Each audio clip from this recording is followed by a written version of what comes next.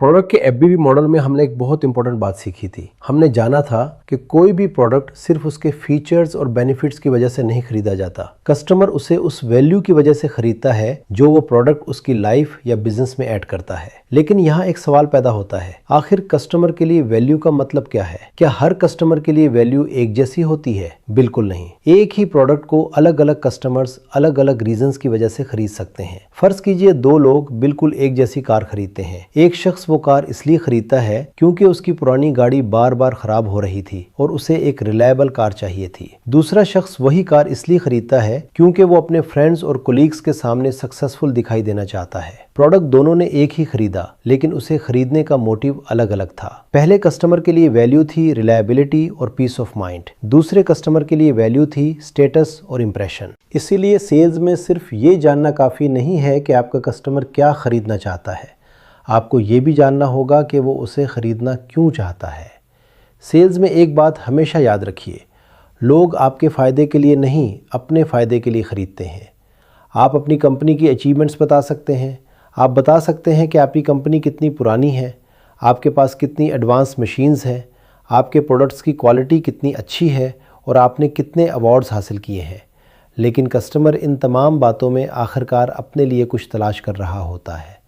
वो जानना चाहता है इस प्रोडक्ट से मुझे क्या फ़ायदा होगा, मेरी कौन सी प्रॉब्लम सॉल्व होगी, मेरा काम कितना आसान होगा, मेरा प्रोडक्शन कैसे बढ़ेगा, मेरी कॉस्ट कितनी कम होगी, मेरा प्रॉफिट कैसे बढ़ेगा और मैं अपने बिज़नेस या पर्सनल लाइफ में ज़्यादा कामयाब कैसे हो सकूँगा।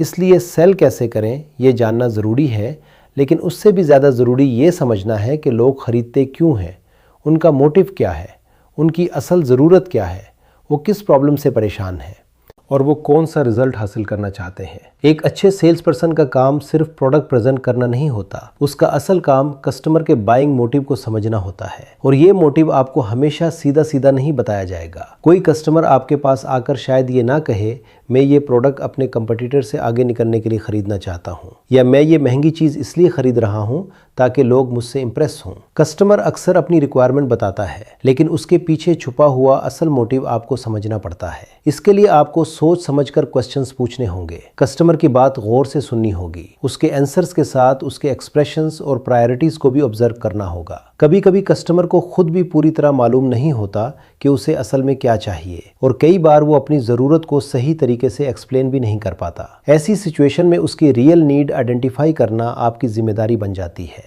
जेफरी गिटोमर ने अपनी मशहूर बुक द सेल्स बाइबल में कुछ ऐसे बाइंग रीजंस बताए हैं जिन्हें समझना हर सेल्स पर्सन के लिए बहुत ज़रूरी है। अगर आप कस्टमर की बात गौर से सुनेंगे, सही क्वेश्चंस पूछेंगे और उसके आंसर्स को ऑब्जर्व करेंगे, तो आपको उसके असल बाइंग मोटिव के सिग्नल्स मिलने लगेंगे। और जब मोटिव समझ में आ जाए तो सेल करना काफ़ी आसान हो जाता है। तो आइए उन 10 इंपॉर्टेंट रीजंस को समझते हैं जिनकी वजह से लोग कोई प्रोडक्ट या सर्विस खरीदते हैं। Number 1, desire to own. सबसे पहला रीज़न है किसी चीज़ का मालिक बनने की ख्वाहिश। बहुत से लोग कोई चीज़ इसलिए ख़रीदते हैं क्योंकि उसे ओन करने से उन्हें प्राइड, सेटिस्फैक्शन और स्टेबिलिटी का एहसास होता है। ये मेरा है, मैं इसका ओनर हूँ। ये फीलिंग बहुत से लोगों के लिए बहुत इंपॉर्टेंट होती है। चलिए इसे एक बिजनेस एग्जांपल से समझते हैं। एक बिजनेसमैन पिछले 10 साल से रेंटेड ऑफिस में अपना बिजनेस चला रहा है। ऑफिस अच्छा है, लोकेशन भी ठीक है और रेंट देना भी उसके लिए फाइनेंशियली आसान है। फिर भी वो अपना ऑफिस खरीदने का डिसीजन लेता है। क्यों? हो सकता है अपना ऑफिस खरीदना रेंट पर रहने के मुकाबले में फौरन फाइनेंशियली बेनिफिशियल ना हो, लेकिन वो चाहता है कि उसका एक परमानेंट बिजनेस एड्रेस हो। उसे ये सेटिस्फैक्शन चाहिए कि ये प्रॉपर्टी उसकी अपनी है। वो सिर्फ ऑफिस स्पेस नहीं खरीद रहा, वो ओनरशिप, स्टेबिलिटी और अचीवमेंट का एहसास खरीद रहा है। अब पर्सनल लाइफ का एग्जांपल देखिए। एक शख्स पब्लिक ट्रांसपोर्ट या टैक्सी से आसानी से ट्रेवल कर सकता है, फिर भी वो कई साल सेविंग करता है और अपनी पहली कार खरीदता है। कार उसके लिए सिर्फ ट्रांसपोर्टेशन का जरिया नहीं होती। अपनी कार की चाबी हाथ में लेने, उसे अपने घर के सामने खड़ा देखने और ये कहने में कि ये मेरी कार है, उसे एक अलग खुशी मिलती है। एक सेल्स पर्सन की हैसियत से जब आपको लगे कि कस्टमर का मोटिव ओनरशिप है, तो सिर्फ प्रोडक्ट के फीचर्स की बात ना कीजिए, उसे ओनरशिप की फीलिंग, लॉन्ग टर्म स्टेबिलिटी और अचीवमेंट के साथ कनेक्ट कीजिए। Number 2, desire to win. दूसरा बाइंग मोटिव है जितने की ख्वाहिश। तकरीबन हर इंसान के अंदर किसी न किसी लेवल पर आगे बढ़ने, बेहतर बनने और कंपटीशन में जीतने की डिज़ायर होती है। बिजनेस में ये मोटिव बहुत कॉमन है। फर्ज कीजिए एक प्रिंटिंग कंपनी के कॉम्पिटिटर्स अपने कस्टमर्स को जॉब्स 3 दिन में डिलीवर कर रहे हैं, जबकि उस कंपनी को वही काम 5 दिन में डिलीवर करना पड़ता है। अब वो कंपनी एक नई हाई स्पीड मशीन खरीदने पर गौर कर रही है। अगर आप प्रिंटिंग मशीन्स के सप्लायर हैं और उसे सिर्फ ये बताएंगे कि मशीन की स्पीड कितनी है, उसमें कितने कलर्स है और उसमें कौन सी टेक्नोलॉजी लगी है, तो शायद कस्टमर इंटरेस्टेड हो जाए। लेकिन उसका असल मोटिव मशीन के टेक्निकल फीचर्स नहीं है। उसका असल मोटिव है जॉब्स जल्दी डिलीवर करना, बेहतर क्वालिटी देना और कॉम्पिटिटर से आगे निकलना। वो सिर्फ मशीन नहीं खरीद रहा, वो मार्केट में जीतने का एक बेहतर चांस खरीद रहा है। अब एवरीडे लाइफ का एग्जांपल लेते हैं। एक स्टूडेंट एक ऑनलाइन कोर्स ज्वाइन करता है। हो सकता है कोर्स की वीडियोस, नोट्स और टेस्ट बहुत अच्छे हों, लेकिन स्टूडेंट का असल मोटिव सिर्फ कंटेंट देखना नहीं है। वो एग्जामिनेशन में अच्छे मार्क्स हासिल करना चाहता है, वो अपने क्लासमेट से आगे निकलना चाहता है,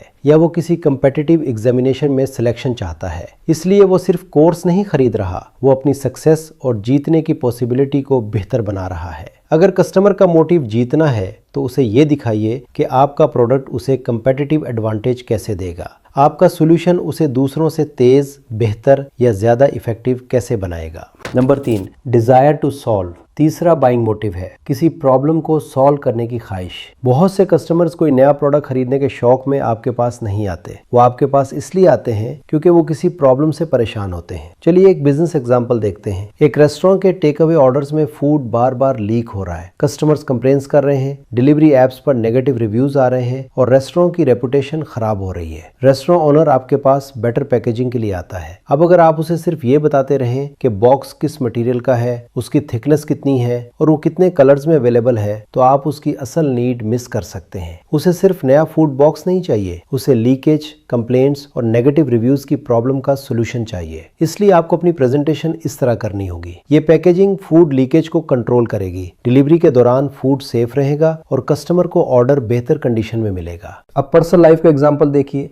एक शख्स के घर के बाहर बहुत ट्रैफिक नॉइज है, उसे रात में ठीक से नींद नहीं आती और सुबह वो टायर्ड महसूस करता है। वो साउंड प्रूफ विंडोज लगवाने का डिसीजन लेता है। उसे सिर्फ नई विंडोज नहीं चाहिए, उसे ट्रैफिक नॉइज से छुटकारा और अच्छी नींद चाहिए। ऐसे कस्टमर के सामने आपको अपने तमाम प्रोडक्ट्स या तमाम फीचर्स दिखाने की जरूरत नहीं है। पहले उसकी स्पेसिफिक प्रॉब्लम समझिए, फिर साफ और सिंपल अंदाज में बताइए कि आपका प्रोडक्ट उस प्रॉब्लम को कैसे सॉल्व करेगा। Number 4, desire to recover. चौथा बाइंग मोटिव है किसी नुकसान से रिकवर करने की ख्वाहिश। कभी कभी कस्टमर किसी फाइनेंशियल, फिजिकल या पर्सनल नुकसान से गुजर चुका होता है और अब वो वापस अपनी पिछली पोजीशन हासिल करना चाहता है। फर्ज कीजिए किसी कंपनी की सेल्स पिछले 6 महीनों में बहुत कम हो गई हैं। उसके कई पुराने कस्टमर्स भी कंपेटिटर्स के पास चले गए हैं। अब वो कंपनी डिजिटल मार्केटिंग सर्विस लेती है। उसका असल मोटिव सिर्फ फेसबुक या गूगल पर एडवर्टीजमेंट चलाना नहीं है। वो अपने पुराने कस्टमर्स को वापस लाना चाहती है। वो सेल्स को दोबारा इंप्रूव करना चाहती है। वो अपने बिजनेस को वापस ट्रैक पर लाना चाहती है। यानी वो मार्केटिंग सर्विस नहीं, रिकवरी का एक रास्ता खरीद रही है। अब पर्सनल लाइफ का एग्जांपल लेते हैं। एक शख्स का एक्सीडेंट हो जाता है और उसकी मूवमेंट कम हो जाती है। पहले वो आसानी से चल सकता था, एक्सरसाइज कर सकता था और अपने रोजमर्रा के काम खुद कर सकता था। अब वो फिजियोथेरेपी सर्विस लेता है। उसका मोटिव सिर्फ फिजियोथेरेपी सेशंस अटेंड करना नहीं है, वो अपनी स्ट्रेंथ,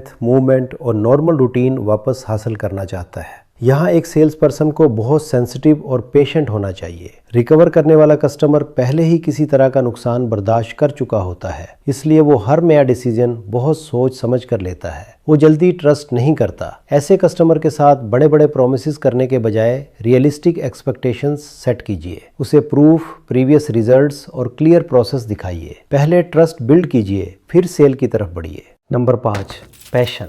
5वां बाइंग मोटिव है पैशन, यानी शौक या जज्बा। कुछ चीज़ें लोग किसी अर्जेंट नीड की वजह से नहीं, बल्कि अपने शौक और पैशन की वजह से खरीदते हैं। और हम जानते हैं कि इंसान अपने शौक के लिए कई बार अपनी नॉर्मल स्पेंडिंग लिमिट से भी आगे चला जाता है। एक बिजनेस एग्जांपल देखते हैं। एक लेडी घर से छोटा सा बेकिंग बिजनेस चला रही है। अभी उसके ऑर्डर्स बहुत ज़्यादा नहीं हैं, फिर भी वो premium baking tools, decorating equipment और प्रोफेशनल पैकेजिंग खरीदती है। अगर सिर्फ करंट सेल्स के हिसाब से देखा जाए तो शायद इतनी इन्वेस्टमेंट फौरन ज़रूरी ना लगे, लेकिन बेकिंग उसका पैशन है। वो अपने काम को प्रोफेशनल लेवल तक ले जाना चाहती है। उसे नए डिज़ाइंस ट्राई करने और अपने कस्टमर्स को कुछ स्पेशल देने में खुशी मिलती है। उसका बाइंग डिसीजन सिर्फ प्रॉफिट कैलकुलेशन पर बेस्ड नहीं है, उसमें उसका पैशन भी शामिल है। अब पर्सनल लाइफ का एग्जांपल देखिए। एक शख्स प्रोफेशनल फोटोग्राफर नहीं है, फोटोग्राफी से उसकी कोई कोई इनकम भी नहीं होती, फिर भी वो एक एक्सपेंसिव कैमरा और लेंसेज खरीदता है। क्यों?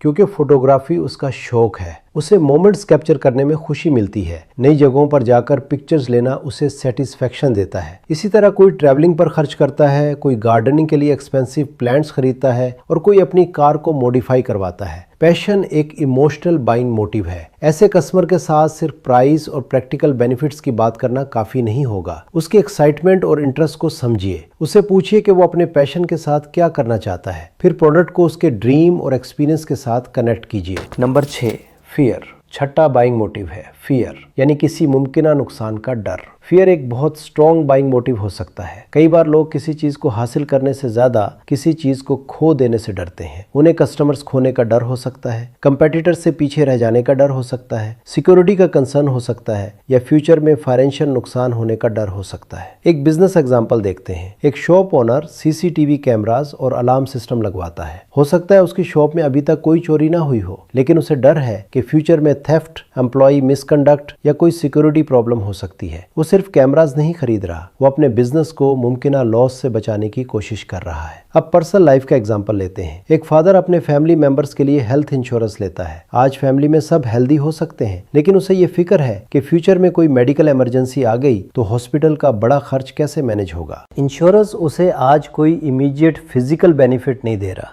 लेकिन वो फ्यूचर के फाइनेंशियल रिस्क को कम कर रहा है। यहाँ एक इंपॉर्टेंट बात याद रखिए, फियर का इस्तेमाल कस्टमर को मैनिपुलेट करने या बिला वजह डराने के लिए नहीं करना चाहिए।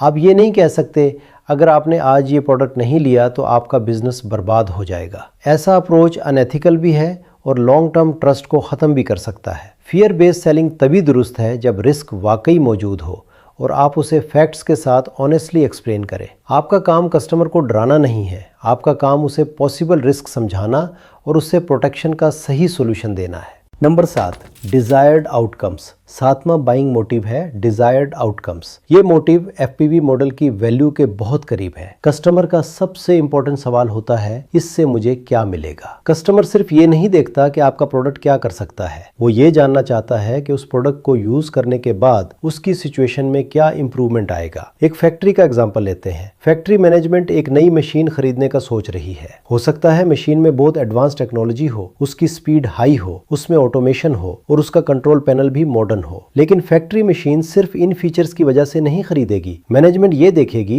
इससे प्रोडक्शन कितना बढ़ेगा, वेस्टेज कितनी कम होगी, लेबर कॉस्ट कितनी बचेगी, क्वालिटी में कितना इंप्रूवमेंट आएगा और ऑर्डर्स कितनी जल्दी डिलीवर होंगे। यानी फैक्ट्री मशीन नहीं, मेजरेबल रिजल्ट्स खरीद रही है। अब पर्सनल लाइफ का एग्जांपल देखते हैं। एक शख्स ट्रेडमिल खरीदता है। उसका इंटरेस्ट ट्रेडमिल की मोटर, डिस्प्ले या बटन्स में नहीं है। उसका डिजायर्ड आउटकम है वेट कम करना, स्टेमिना बढ़ाना और हेल्दियर फील करना। अगर ट्रेडमिल उसके घर में रखी रहे और वो उसे यूज ही ना करे तो उसके लिए ट्रेडमिल की कोई रियल वैल्यू नहीं होगी। उसकी रियल वैल्यू डिजायर्ड रिजल्ट में है। अगर कस्टमर का मोटिव आउटकम है तो सिर्फ ये ना बताइए कि आपका प्रोडक्ट क्या करता है, उसे ये बताइए कि प्रोडक्ट यूज करने के बाद उसकी सिचुएशन में क्या चेंज आएगा। जहां पॉसिबल हो आउटकम्स को नंबर्स में दिखाइए। मिसाल के तौर पर प्रोडक्शन 20% बढ़ सकता है, वेस्टेज 10% कम हो सकती है, डिलीवरी टाइम 5 दिन से कम होकर 3 दिन हो सकता है। आउटकम जितना क्लियर और बिलीवेबल होगा, बाइंग डिसीजन उतना ही आसान होगा। Number 8, vanity. 8वां बाइंग मोटिव है वैनिटी। वैनिटी का मतलब है कस्टमर की अपनी सेल्फ इमेज। कुछ लोग ऐसी चीज़ें खरीदते हैं जिनसे वो खुद को सक्सेसफुल, क्लासी, मॉडर्न या दूसरों से सुपीरियर फील कर सकें। एक बिजनेसमैन का एग्जांपल लेते हैं। वो अपने ऑफिस के लिए premium furniture, expensive executive desk और लग्जरी चेयर खरीदता है। एक नॉर्मल डेस्क और चेयर से भी उसका काम हो सकता था, लेकिन वो चाहता है कि जब वो अपने ऑफिस में बैठे तो उसे अपने स्टेटस और सक्सेस का एहसास हो। वो सिर्फ फर्नीचर नहीं खरीद रहा, वो अपने बारे में एक बेहतर फीलिंग खरीद रहा है। अब पर्सनल लाइफ का एग्जांपल देखिए। एक शख्स प्रीमियम वॉच खरीदता है, जबकि टाइम वो अपने मोबाइल या किसी नॉर्मल वॉच से भी देख सकता है। लेकिन प्रीमियम वॉच पहनकर वो खुद को सक्सेसफुल और क्लासी फील करता है। हो सकता है कोई दूसरा शख्स उसकी वॉच को नोटिस भी ना करे, फिर भी उसे ये वॉच पहनकर अच्छा महसूस होता है। वैनिटी में फोकस कस्टमर की अपनी फीलिंग और सेल्फ इमेज पर होता है। ऐसे कस्टमर के सामने सिर्फ फंक्शन की बात न कीजिए, प्रोडक्ट के design, exclusivity, premium quality, style और उस फीलिंग की बात कीजिए जो प्रोडक्ट यूज करने से कस्टमर को मिलेगी। लेकिन कस्टमर को कभी डायरेक्टली ये ना कहिए आप ये सिर्फ दिखावे के लिए खरीद रहे हैं। आपको मोटिव समझना है, कस्टमर को जज नहीं करना है। नंबर 9,